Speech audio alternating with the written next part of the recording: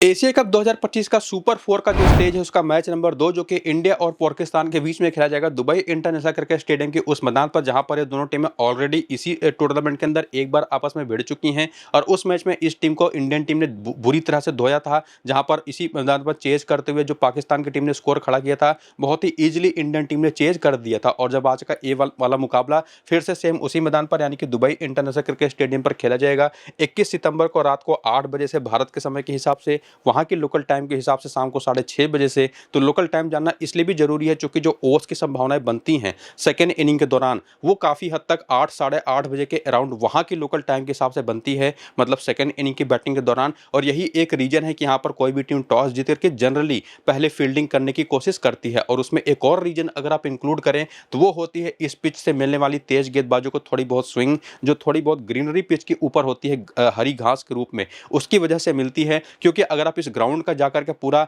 Formation देखेंगे ना, तो ये अबू धाबी की तरह ग्राउंड है नहीं, काफी हद तक चारों तरफ से सराउंडेड है, हवा यहां पर पास करती है नहीं। और इसी वजह से इस ग्राउंड पर ह्यूमिडिटी भी अच्छी खासी बनती है। और वो जो ह्यूमिडिटी बनती है ना, टेम्परेचर दिन और रात के मुकाबले में जो ड्रॉप होता है, कम होता है जो टेम्परेचर, उसकी वजह से एक तो जो आपको ने कहा कि पिच पर ग्रीनरी होती है, उस पर हल्के फुल्के अगर आप बात करें तो निश्चित तौर पर नमी आ जाती है। ओस के मुकाबले में उतनी बेहतर, उतनी ज्यादा नमी नहीं, लेकिन हल्की फुल्की जो नमी उसकी वजह से जो पहली इनिंग के दौरान बनती है, ओस का शुरुआत जो होता है उसकी वजह से पहली इनिंग के पहले 6 ओवर के पावर प्ले में तेज गेंदबाजों को सी मूवमेंट काफी अच्छा मिलता है पिच पर से, ना कि हवा में से। और उसी के साथ साथ जैसे जैसे मैच आगे बढ़ेगा, ओस आने की संभावनाएं टीम सेकंड इनिंग की बैटिंग के दौरान बढ़ जाएगी। तो जहां तक ओवरऑल कंडीशंस है ना, अगर आप पहले 6 ओवर के दौरान देखिए, अभी तक के जो 5 मुकाबले खेले गए हैं, 39 पर 2, 42 पर 1 और साथ ही साथ 42 पर 2, 41 पर 2, 47 पर 1, तो निश्चित तौर पर लगभग हर मैच में वो चीज देखने को मिली है कि पहले 6 ओवर में उतने धमाकेदार बैटिंग हो नहीं पाई है, विकेटें गिरी हैं और हेल्प यहां पर मिलती है। उसका रीजन आपको मैंने बता दिया कि यहां पर जो ग्राउंड का फॉर्मेशन है, वहां की जो ह्यूमिडिटी है और साथ ही साथ जो थोड़ी बहुत ग्रीनरी होती है, और सेकंड इनिंग में पड़ने वाली जो हल्की फुल्की ओस है, वो किसी भी टीम को टॉस जीतने के बाद सेकंड बैटिंग करने को प्रेरित करेगी। बाकी अभी तक के 5 में से 3 मुकाबले बैटिंग सेकंड करने वाली टीमें ही मैचेस जीती हैं, जहां पर स्पिन को 36 और पेस को 28 विकेटें मिली है। लेकिन इसी में ध्यान देने वाली बात यह है कि स्पिन की 36 में से 20 विकेटें पहली इनिंग में, 16 विकेटें सेकंड इनिंग में, यानी कि दोनों इनिंग्स में स्पिनर्स काम कर रहे हैं पूरा। लेकिन पेसर्स को 28 में से 18 विकेटें पहली इनिंग में ही मिल गई हैं, 10 विकेटें सेकंड इनिंग के अंदर हैं। तो सीधे सीधे आपको सेकंड इनिंग में फॉल ऑफ विकेट्स का जो नंबर है ना, वो काफी बड़ा डिफरेंस दिखाई पड़ता है। सेकंड इनिंग में दोनों तरीके के गेंदबाजों ने टोटल अभी तक 26 विकेटें निकाली हैं, जबकि स्पिनर्स ने पहली इनिंग में 20 और पहली इनिंग में पेसर्स ने जो 18 विकेटें मिली, तो दोनों को मिला दे तो 29 विकेटें हैं। और यही जो बड़ा डिफरेंस है ना, वो काफी हद तक क्लियर कर देता है कि क्यों सेकंड इनिंग में बैटिंग करना कोई भी टीम प्रेफर करेगी। बाकी वही मैच जिसका स्कोर कार्ड यहाँ पर आप देख भी पा रहे होंगे, इंडिया पाकिस्तान वाला, जिसके बारे में कुछ देर पहले मैंने डिस्कस किया था। तो यहाँ पर एक और चीज जो देखना पड़ेगा कि जो पिच आज के इस मैच में यूज की जाएगी, वो अभी इसी सेम मैच के स्टार्ट होने के पहले जो सुपर 4 का पहला मैच श्रीलंका और बांग्लादेश का होना है, उसमें सेम पिच हो, वही पिच आज भी यूज की जाएगी या कोई डिफरेंट पिच होगी, वही एक अलग से चीज हमको देखनी पड़ेगी। बाकी उस पर ग्रीनरी कितनी है, ओस के चांसेस कितने हैं, ये सारे अपडेट्स आपको मैं टेलीग्राम और व्हाट्सएप पर बताऊंगा। साथ ही साथ मेरी जो अपनी फाइनल 6 टीम बनेगी, वो भी टेलीग्राम और व्हाट्सएप पर दूंगा। तो जो लिंक है टेलीग्राम का और व्हाट्सएप का, इसी वीडियो के डिस्क्रिप्शन में और कमेंट बॉक्स में जो पिन किया हुआ कमेंट है, वहां पर जाकर के लिंक्स को क्लिक करके इन दोनों जगहों से टेलीग्राम और व्हाट्सएप को जल्दी से ज्वाइन करिए और एक्टिव रहिए, ताकि अपडेट्स और फाइनल टीम 6 आपको मिलने वाली है वो आपको मिल पाए। बाकी पॉसिबल प्लेइंग 11 और बैटिंग और जो इंडिया की तरफ से दिखाई पड़ रहा है, वो आपके सामने। पिछला मैच ये टीम ओमान के खिलाफ खेली थी, उसमें बहुत ही ज्यादा नॉन सीरियस क्रिकेट ही हुआ था। बेसिकली सूर्य कुमार यादव तो बैटिंग ही करने नहीं आए, इवन कुलदीप तक आ गए थे। और लेकिन आज निश्चित तौर पर वो होता मुझे दिखाई नहीं पड़ रहा, और बैटिंग ऑर्डर स्टेबल होता दिखाई पड़ेगा, जिसमें जसप्रीत बुमराह, वरुण चक्रवर्ती प्लेइंग 11 के अंदर आते हुए दिखाई पड़ेंगे और हर्षित राणा, अर्शदीप सिंह आपको बाहर जाते दिखाई पड़ेंगे। बाकी बॉलिंग के अंदर किसने कितने ओवर किए पिछले 2 मैचेस में, किस किस ओवर में बॉलिंग करते दिखाई पड़े, उसका डेटा तो आपके सामने है। हालांकि चूंकि थोड़े बहुत चेंजेस हो रहे हैं ना, तो जसप्रीत बुमराह और हार्दिक पांड्या आपको पावर प्ले में बॉलिंग करते दिखाई पड़ेंगे पहले 6 ओवर के दौरान, और उसी में काफी हद तक संभावनाएं बनाएंगे अपनी विकेटों की, जिसमें जसप्रीत बुमराह तो कम से कम 4 ओवर करेंगे ही। और हार्दिक पांड्या जो कि बहुत अच्छे बॉलिंग फॉर्म में दिखाई नहीं पड़े हैं, लेकिन फिर भी 3 ओवर के अराउंड आपको बॉलिंग करते दिखाई पड़ेंगे। बाकी अक्षर पटेल, वरुण चक्रवर्ती और कुलदीप तो आपको 4-4 ओवर करते दिखाई पड़ेंगे ही। और उसी में इन 5 बॉलरों के अलावा अगर जरूरत पड़ गई तो इंडिया के पास यहाँ पर शिवम दुबे हैं, जो थोड़ी बहुत राइट आर्म मीडियम पेस कर देंगे, और थोड़ी बहुत left arm Orthodox bowling Abhishek Sharma कर देंगे। हालांकि तिलक वर्मा को भी पिछले मैच में यूज किया गया था ओमान के खिलाफ, लेकिन कुछ खास उसका रिजल्ट आया नहीं। बाकी इंडियन प्लेयर्स का करियर अगर आप T20 फॉर्मेट में देखना चाहें तो वो भी देख सकते हैं कि इनका पूरा करियर चला कैसे है, ओवरऑल साल, और साथ ही साथ उसमें इनिंग के हिसाब से कितना बेहतर या खराब इनका गया है करियर, जिसमें केवल एक प्लेयर दिखाई पड़ेंगे संजू सैमसन, जो अपने पूरे करियर के दौरान पहली इनिंग में तो 30 के एवरेज से रन बनाते हैं, लेकिन सेकेंड इनिंग की बैटिंग मिल जाए तो वहां पर इनकी चली है नहीं अभी तक, केवल 16 का एवरेज रहा है। तो संजू सैमसन वैसे भी एक तो नीचे आएंगे बैटिंग करने के लिए अब, और पहली इनिंग की बैटिंग होती है तो ही इंपॉर्टेंट ये होंगे भी। सेकेंड इनिंग की बैटिंग में मुझे लगता नहीं कि इनका कोई खास रोल बचेगा, तो वो चीज़ आप यहाँ से भी देख करके समझ सकते हैं, पिच के बेसिस पर भी जान सकते हैं। और बाकी जो बॉलर्स हैं उन्होंने कितने मैचेस खेले, कितनी विकेट चटकाई, और उसमें पहली इनिंग में कितनी गेंद लगी एक विकेट निकालने में, सेकेंड इनिंग में कितनी गेंदें लगी हैं अभी तक एक विकेट निकालने में, उसका भी डेटा यहाँ से आप देखिए, जिससे आपको प्रेफरेंस करने में मदद मिले कि किसको टीम में लेते टाइम कहाँ पर ज़्यादा प्रेफरेंस देनी है। फॉर एग्जांपल संजू सैमसन का आपको ने बताया कि जो आपकी 6 टीम बनेगी उसमें अगर किसी टीम में वो आपके आने वाले हैं ना, तो उसमें 90% चांसेस होने चाहिए कि पहली इनिंग की बैटिंग हो, कहीं 10% चांस, यानी कि 6 में से कोई एक टीम ऐसी बनाइए कि वहाँ पर आप उनको सेकेंड इनिंग की बैटिंग में भी रखिए। बाकी रीसेंट फॉर्म आपके सामने है, जैसा मैंने आपको बताया कि पिछला मैच इंडियन टीम ने बहुत ही ज़्यादा नॉन सीरियस होकर के खेला, एक बेसिकली एक बार लगा भी था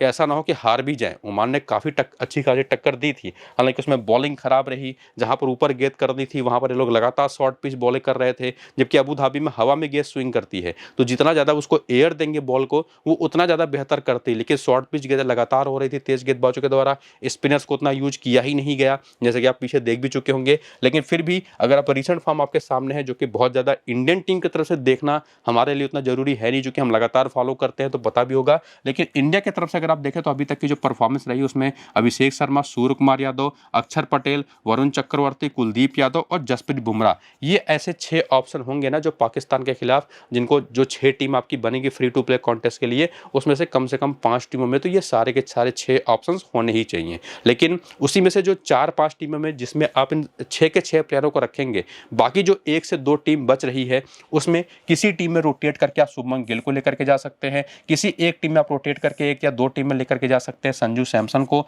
तो ये प्लेयर भी 2-2 टीमों में यूज किए जा सकते हैं। और जैसा मैंने आपको कहा था कि अगर पहली इनिंग की बैटिंग हुई तो वहीं पर 1 से 2 टीम में आप संजू सैमसन को भी ट्राई कर सकते हैं, सेकेंड इनिंग की बैटिंग में भी कहीं पर एक आध मौका आप दे सकते हैं। बाकी शिवम दुबे उतने यूजफुल आज के इस मैच के लिए मुझे दिखाई नहीं पड़ रहे, तो किसी एक टीम में ही आप इनको ट्राई करिएगा। और बाकी हार्दिक पांड्या भी ठीक उसी तरह से तिलक वर्मा और शुभमन गिल की ही तरह 1-1, 2-2 टीम में रोटेट होकर के आ सकते हैं, स्पेसिफिकली अगर पहली इनिंग की बॉलिंग होती है तो। हालांकि पाकिस्तान जैसी टीम के खिलाफ हार्दिक पांड्या को छोड़ना वो कतई बुद्धिमानी है नहीं। बाकी आपको पता ही है कौन कैसे फॉर्म में, स्पिनर्स तो लगातार शानदार काम कर रहे हैं, हार्दिक पांड्या थोड़े से ऑफ रहे हैं, चूंकि इनकी लाइन और लेंथ वो पूरी तरह से बिगड़ी हुई दिखाई पड़ी है इस पूरे टूर्नामेंट के दौरान। बाकी बुमराह के बारे में कुछ कहने की जरूरत है नहीं, संजू सैमसन ने पिछले मैच में हाफ सेंचुरी लगाई, गिल जरूर थोड़ा सा आउट ऑफ टच दिखाई पड़े हैं, पिछले तीनों मैचेस में कुछ खास कमाल करते दिखाई नहीं पड़े हैं। और पाकिस्तान के खिलाफ भी 10 रन में ना 2 बड़े कमाल के चौके उन्होंने लगाए थे, लेकिन उसके बाद फिर एक बड़ी कमाल की गेंद करी थी सैम अयूब ने,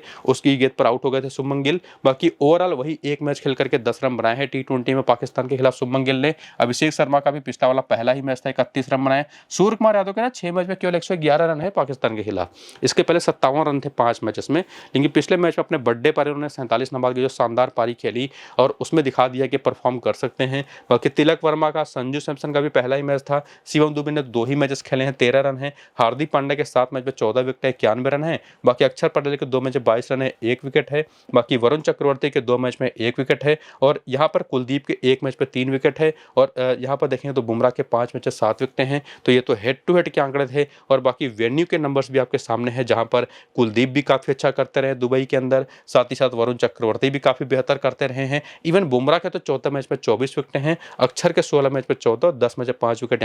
यहाँ पर थोड़े से कमजोर दिखाई पड़ जाते हैं हार्दिक पांड्या। और बाकी बैटिंग में देखेंगे तो टॉप ऑर्डर की बैटिंग, खास करके शुभमन गिल, चूंकि आईपीएल के भी मैचेस यहाँ पर काफी सारे इन्होंने खेले हैं, तो 8 मैच में यहाँ पर 254 रन है, 36 का एवरेज है, तो उम्मीद तो इनसे है। लेकिन निश्चित तौर पर कैसा करेंगे वो तो हमको मैच के शुरू होने के बाद ही पता चलेगा। बाकी प्लेयर बैटल देखें तो इंडिया के खिलाफ ना कभी भी आप एक लेफ्ट आर्म ऑर्थोडॉक्स बॉलर किसी टीम के अंदर अच्छा है तो उसको आप जरूर यूज करेंगे, जो कि निश्चित तौर पर अभिषेक शर्मा को भी परेशान करता है। पिछले मैच में सैम अयूब ने ही आउट कर दिया था, शुभमन गिल को भी परेशान करता है left arm Orthodox, even off spin bowling भी, लेग स्पिन बॉलिंग भी। और सैम अयूब ने पिछले मैच में आउट किया था, ये तो आपको याद ही होगा। और सैम अयूब के साथ खासियत यह है ना कि ऑफ स्पिन तो प्रॉपर करते ही हैं, उसमें बीच बीच में एक आध लेग स्पिन भी डाल देते हैं, तो निश्चित तौर पर काफी अच्छा रोल उनका रहेगा। बाकी सूर्य कुमार यादव को हैरिस रऊफ, मोहम्मद नवाज और हसन अली ने एक एक बार और 2 बार हैरिस रऊफ ने आउट किया है। सैम अयूब ने पिछले मैच में तिलक वर्मा को भी आउट कर दिया था चौथी गेंद पर बिना कोई रन दिए। और उसके बाद देखिए संजू सैमसन का तो कोई डेटा है नहीं, शिवम दुबे भी लेग स्पिन पर फंसते हैं। बाकी हार्दिक पांड्या को नवाज और हैरिस रऊफ ने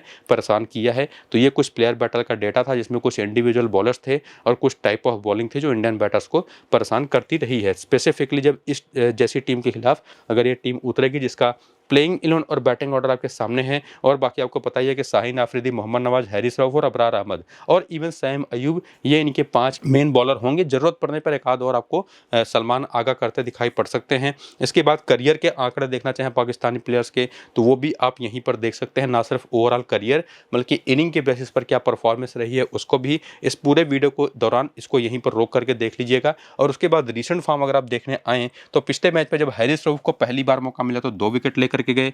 अबरार अहमद तो लगातार अच्छी स्पिन बॉलिंग कर ही रहे हैं, अभी तक 3 मैच में 3 विकेटें हैं। लेकिन वो मैच जहां पर इन्होंने विकेट नहीं लिया था ना, वो इंडिया वाला ही मैच था। लेकिन इसमें डिपेंड भी करेगा कि किस इनिंग की बॉलिंग है। और वहीं पर अगर आप देखें कि लेग स्पिन बॉलर हैं, पहली इनिंग की अगर बॉलिंग है तो आज के इस मैच में काफ़ी यूजफुल हो सकते हैं, वरना इनका जरूरत आपको पड़ने वाली है नहीं। तो आज के इस मैच में ना हैरिस रऊफ तो बहुत इंपॉर्टेंट है, कम से कम 4 से 5 टीमों में आपके होने चाहिए। लेकिन अबरार अहमद तभी होंगे जब पहली इनिंग की बॉलिंग होती है। तो बाकी शाहीन आफरीदी भी एज यूजुअल, चाहे वो हैरिस रऊफ हो चाहे शाहीन आफरीदी, आपकी टीम में 100% होने ही चाहिए, 6 में से कम 4 से 5 टीमों में। और उसी में मोहम्मद नवाज, हालांकि पिछले 2 मैच में कुछ खास कमाल कर नहीं पाए हैं, लेकिन ये भी अगर आज के इस मैच में पहली इनिंग की बॉलिंग है तो निश्चित तौर पर यहाँ पर इनकी भी यूटिलिटी ठीक अबरार अहमद की तरह काफ़ी अच्छी हो जाएगी। तब उस कंडीशन में आप इनको ट्राई कर सकते हो। और बाकी जो लोअर ऑर्डर की बैटिंग है, चाहे हसन नवाज हो, खुशदिल शाह हो, मोहम्मद हैरिस हो, ये कुछ खास कमाल तो कर ही नहीं पाए, इनको लेने की भी जरूरत आपको नहीं पड़ेगी। हालांकि बैटिंग ऑर्डर क्या होगा वो भी देखना जरूरी है, लेकिन बैटिंग ऑर्डर कुछ भी हो, इस टीम के अंदर सैम अयूब भी एक वो प्लेयर हैं जो पिछले 3 लगातार मैचेस में बैक टू बैक बिना खाता खोले आउट हुए। उसमें 2 और 3 मैचेस और जोड़ दें अगर आप यहाँ पर देखें तो एक और 0 यहाँ पर आपको देखने को मिल जाएगा। लेकिन बॉलिंग से तो अपनी यूटिलिटी इन्होंने दिखा रखी है पूरी तरह से। बाकी साहिबजादा फरहान ने एकमात्र अच्छी पारी जो खेली थी वो इंडिया के खिलाफ थी। फ़खर जमान काफ़ी आउट एंड आउट बढ़िया फॉर्म में दिखाई पड़े। इंडिया के खिलाफ भी 17 रन जो बनाए थे ना, काफ़ी आसानी से बनाए थे। और उसी में सलमान आगा का भी एक नाम है जिनके ऊपर आप उतना भरोसा कर नहीं सकते। लेकिन पाकिस्तान की तरफ से ये 2 बॉलर और ये 2 ऐसे बैटर्स हैं जो कि आपकी बनने वाली 6 में से 4 से 5 टीमों में जरूर होंगे। बाकी किसी टीम में साहिबजादा फरहान को रखिए, तो अगर साहिबजादा फरहान को नहीं रखे तो सलमान आगा को रख लीजिए किसी टीम में। और बाकी देखना पड़ेगा कि क्या इनका बैटिंग ऑर्डर रहेगा, क्या या कोई बेंच का प्लेयर ट्राई करेंगे नहीं। हालांकि बेंच पर से कोई बैटिंग ऑप्शन तो इनके पास है नहीं, लेकिन ज़्यादा से ज़्यादा करेंगे यही कि मोहम्मद हैरिस को टॉप ऑर्डर पर भेज सकते हैं बैटिंग करने के लिए। तो वो चीज़ हमको देखनी पड़ेगी। तो उस कंडीशन में किसी 1 या 2 टीम में मोहम्मद हैरिस भी आपके आ सकते हैं। इसके बाद हेड टू हेड के आंकड़े देखें तो सैम अयूब, साहिबजादा फरहान का जो पिछला मुकाबला खेला एशिया कप में वो पहला ही मैच था इंडिया के खिलाफ T20 में। लेकिन फ़खर जमान के नंबर्स देखें ना तो इंडिया के खिलाफ काफ़ी खराब है, 4 मैच केवल 55 रन है। बाकी सलमान आगा, हसन नवाज भी नहीं चले हैं, इवन खुशदिल शाह भी। इसमें केवल एक परफॉर्मर आपको दिखाई पड़ेंगे, मोहम्मद नवाज, 4 मैच में 6 विकेटें हैं, 52 रन है। और कुछ हद तक शाहीन आफरीदी 4 मैच में 4 विकेटें हैं। लेकिन हैरिस रऊफ तो बेहतर दिखाई पड़ेंगे 5 मैच में 7 विकेटों के साथ। और इवन कुछ हद तक हसन अली भी 1 मैच में 2 विकेट के साथ। हालांकि उनके खेलने के चांसेस मुझे बिल्कुल दिखाई पड़ते नहीं, लेकिन इस वेन्यू के आंकड़े अगर आप देखें तो इस मैदान पर निश्चित तौर पर सैम अयूब ने इसी एशिया कप में जो तीनों मुकाबले खेले, खाता तो इनका बल्ले से खुला नहीं, लेकिन बॉलिंग करते हुए 6 विकेट लेकर के गए। साहिबजादा फरहान के नंबर से यहाँ पर 20 से भी नीचे का बैटिंग एवरेज है, लेकिन वहीं पर फ़खर जमान का 25 का एवरेज है। सलमान आगा भी कुछ खास नहीं कर पाए हैं। लेकिन बॉलिंग में अगर आप देखें तो नवाज के 31 मैच में 34 विकेटें हैं, शाहीन आफरीदी के 20 मैच में 28 विकेटें हैं, हैरिस रऊफ के 13 मैच में 8 विकेटें, अबरार के 5 मैच में 3 विकेटें हैं। अबरार लेकिन ज़्यादातर अगर आप देखें तो जो 5 मैचेस इन्होंने खेले हैं इनकी थोड़ी सी किस्मत खराब रही कि 5 मैचेस में इनको सेकंड इनिंग की बॉलिंग करनी पड़ी है। और ये चीज़ आपको मैं ऑलरेडी क्लियर कर चुका हूँ कि पहली इनिंग की बॉलिंग हो तो ही इनको ट्राई करना है। और बाकी हसन अली भी यहाँ पर काफ़ी कामयाब रहे हैं। और उसके बाद फ़हीम अशरफ के भी नंबर्स आप देख सकते हैं। बाकी प्लेयर बैटल देखें तो जैसे आपको ने कहा कि इंडियन टीम के खिलाफ कभी भी कोई एक लेफ्ट आर्म ऑर्थोडॉक्स बॉलर वो बहुत इंपॉर्टेंट होता है, लेकिन उसी तरह से पाकिस्तान के खिलाफ भी अगर हम बात करें ना,